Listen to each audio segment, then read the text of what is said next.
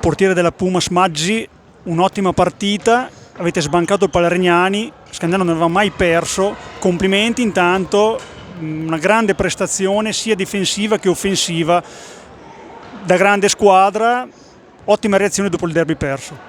Sì, sapevamo che era una partita molto difficile, veniamo da un momento complicato dove siamo reduci da due partite insomma, che non sono andate bene e sappiamo che nello sport i momenti no ci sono, ma questa partita ci è servita per darci uno slancio e per ripartire, diciamo.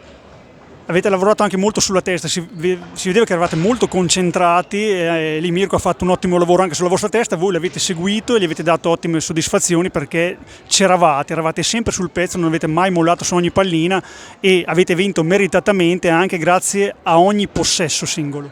Sì, sapevamo che quando ci sono due squadre di un buon livello la testa conta tanto, forse è quello che conta di più alla fine. E ci siamo preparati, abbiamo preparato bene la partita e nulla, siamo contenti, portiamo a casa il risultato.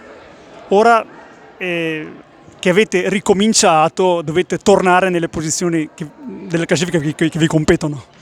Sì, il nostro obiettivo si sa qual era e non siamo partiti bene, però noi continuiamo a giocare e a dare al massimo come abbiamo fatto oggi e poi si vede. Grazie e complimenti ancora. Grazie.